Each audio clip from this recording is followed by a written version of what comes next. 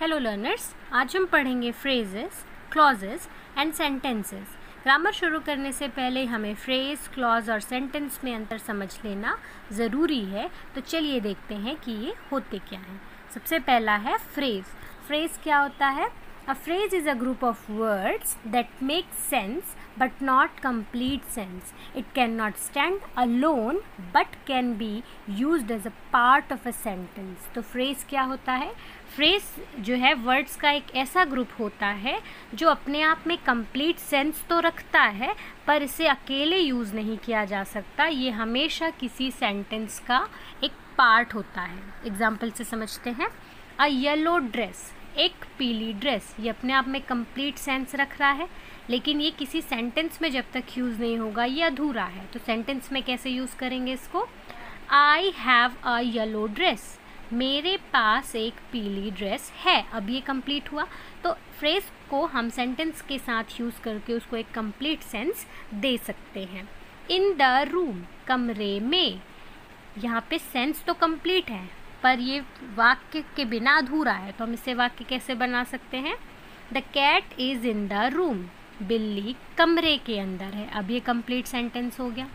A fair girl, ये एक phrase है, गोरी लड़की, ठीक है, सेंस तो कंप्लीट है पर वाक्य अधूरा है। I saw a girl in the market, मैंने मार्केट में एक गोरी लड़की को देखा। अब ये सेंस कंप्लीट हो गया, सेंटेंस कंप्लीट हो गया। तो फ्रेज क्या होते हैं? फ्रेज जो है वर्ड्स का एक ऐसा ग्रुप होता है जो अपने आप में कंप्लीट सेंस तो रखता है पर ये बिना सेंटेंस के अधूरा होता है, मतलब ये किसी सेंटेंस का पार्ट होता है, ठीक है। दूसरा है क्लॉज। क्लॉज क्या होता है? A clause is a group of words that contains a subject and a predicate.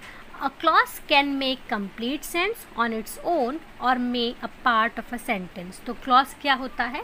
clause जो है जिसमें एक सब्जेक्ट होता है और एक प्रेडिकेट होता है और ये अपने आप में कंप्लीट भी हो सकता है और दूसरे क्लॉज पे डिपेंडेंट भी हो सकता है। मतलब ये कि क्लॉज हमेशा एक सब्जेक्ट और प्रेडिकेट से ही मिलकर बनेगा। फ्रेज में क्या होता है? ये जो फ्रेज होते हैं अ येलो ड्रेस जैसे है तो ये एक सब्जेक्ट की जगह पे भी हो सकता है, एक प्रेडिकेट की जगह पे भी हो सकता है। और क्लॉज क्या होता है? इसमें एक सब्जेक्ट और एक प्रेडिकेट होता है। सब्जेक्ट क्या होता है? जिसके बारे में बात हो रही हो, और प्रेडिकेट क्या होते हैं? जो उस सब्जेक्ट को बता रहे हो, मतलब सब्जेक्ट के बारे में जो बात हो रही है वो होता है प्रेडिकेट। वो आगे हम देखेंगे सब्जेक्ट और प्रेडिकेट होते क्या हैं।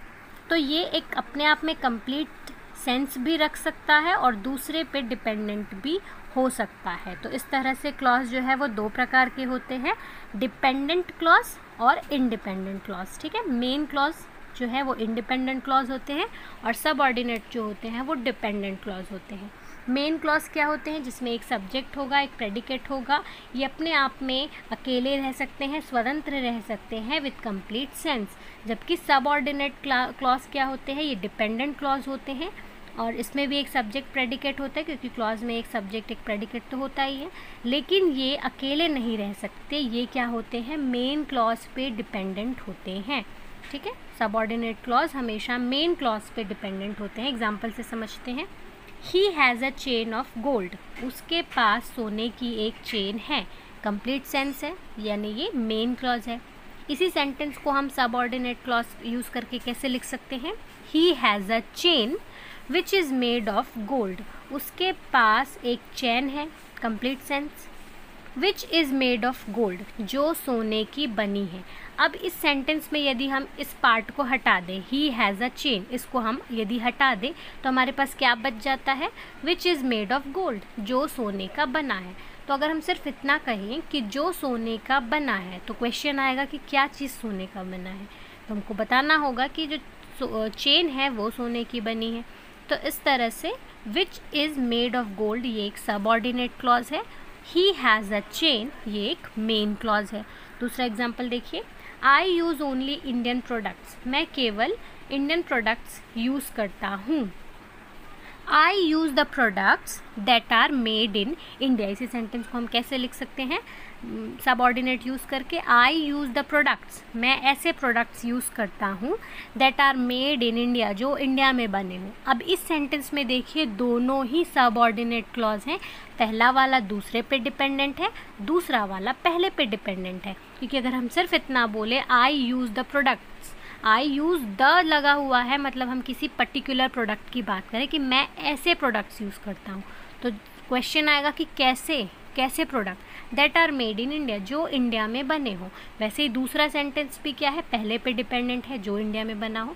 तो यहाँ पे दोनों ही क्लॉज क्या है, सबऑर्डिनेट है, जो एक दूसरे पे डिपेंडेंट है। पहला दूसरे पे डिपेंडेंट है और दूसरा वाला पहले पे। जबकि पहले एग्जाम्पल में पहला वाला मेन क्लॉज था, ही हैज़ अ चेन, उसके पास चेन है, जो कंप्लीट है अपने आप में।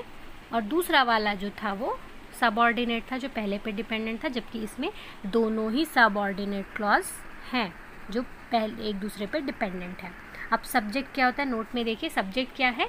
The subject is the person और thing about which something is saying. तो ऐसा पर्सन या थिंग जिसके बारे में कुछ कहा जाता है, कुछ लिखा जाता है, वो होता है सब्जेक्ट। और प्रेडिकेट क्या होता है, the predicate is the part of a sentence that tells about something about the subject. Predicate क्या होता है, ये सेंटेंस का ऐसा पार्ट होता है जो सब्जेक्ट के बारे में कुछ कहता है। एग्जाम्पल से समझते हैं। My brother is a doctor, मेरा भाई एक डॉक्टर है। तो यहाँ पे बात किसकी हो रही, मेरे भाई, ठीक है, मेरे भाई के बारे में बात हो रही, तो ये हो गया सब्जेक्ट। और बात क्या हो रही है, इज़ अ डॉक्टर, वह एक डॉक्टर है, तो ये हो गया predicate. Sonam like to play with me, किसके बारे में बात हो रही, सोनम के बारे में बात हो रही। क्या बात हो रही है, उसे मेरे साथ खेलना पसंद है, like to play with me, तो ये क्या हो गया प्रेडिकेट। तो जिसके बारे में बात होती है वो होता है सब्जेक्ट, और बचे हुए सेंटेंस जो उसके बारे में डिफाइन कर रहे हैं, जो उसके बारे में बात हो रही है जिन शब्दों से, वो शब्द क्या कहलाते हैं, प्रेडिकेट। तो ये हो गया सब्जेक्ट एंड प्रेडिकेट।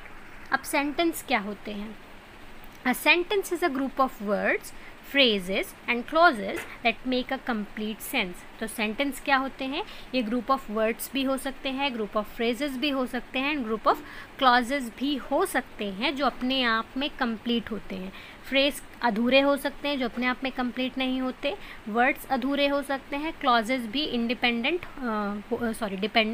हो सकते हैं। लेकिन सेंटेंस तभी कहलाएगा जब वो अपने आप में कंप्लीट बात कहता हो, कंप्लीट सेंस रखता हो। एग्जाम्पल देखिए, her mama ji brings chocolates, उसके मामा जी चॉकलेट्स लाते हैं। कंप्लीट है ये अपने आप में। अब यहाँ पे मामा जी को अंकल क्यों नहीं लिखें, ज़रूरी नहीं, आप अपने रिलेटिव्स को जिस नाम से बुलाते हैं, जैसे बोलते हैं वैसे आप इंग्लिश में भी बोल सकते हैं। आपको ज़रूरी नहीं अंकल बोलना, ब्रदर, मदर, सिस्टर, ब्रदर ये बोलना ज़रूरी नहीं, आप जो बोलते हैं वो यूज़ कर सकते हैं। हर मामा जी ब्रिंग्स चॉकलेट्स, उसके मामा जी चॉकलेट्स लाते हैं। हर mama ji brings chocolates from Switzerland. अब यहाँ पे देखो, उसके मामा जी चॉकलेट लाते हैं, कहाँ से लाते हैं, फ्रॉम स्विट्ज़रलैंड। तो फ्रॉम स्विट्ज़रलैंड क्या है, एक फ्रेज़ है, स्विट्ज़रलैंड से, जो कंप्लीट सेंस लगा के साथ है और इस सेंटेंस में अटैच कर दिया गया है, ठीक है। तो ये फ्रॉम स्विट्ज़रलैंड एक फ्रेज़ है। थर्ड एग्जाम्पल देखिए, her mama ji brings chocolates that she enjoys with her friends, उसके मामा जी चॉकलेट्स लाते हैं, कंप्लीट सेंस है। That she enjoys with her friend, जो वो अपने फ्रेंड्स के साथ इंजॉय करती है, ये क्या है, सबऑर्डिनेट क्लॉज है। हर मामा जी ब्रिंग्स चॉकलेट, ये अपने आप में कंप्लीट है, मतलब ये मेन क्लॉज है। और दूसरे में क्या बोल रहा है, that she enjoys with her friend, जो वह अपने फ्रेंड्स के साथ इंजॉय करती है, ये जो है वो पहले वाले के साथ, पहले वाले पे डिपेंडेंट है। तो ये दूसरा वाला क्या है, सबऑर्डिनेट क्लॉज है। तो हमने तीन तरह के सेंटेंस देखे। एक कंप्लीट सेंस रख रहा था, जो क्या है, सेंटेंस है, कंप्लीट सेंटेंस। उसी सेंटेंस में हमने एक फ्रेज ऐड कर दिया, सेकंड एग्जांपल में फ्रॉम स्विट्ज़रलैंड, और उसी सेंटेंस में हमने एक सबऑर्डिनेट क्लॉज यूज़ किया मेन क्लॉज के साथ, that she enjoys with her friends. तो ये हो गया फ्रेज, सेंटेंस एंड क्लॉजेस।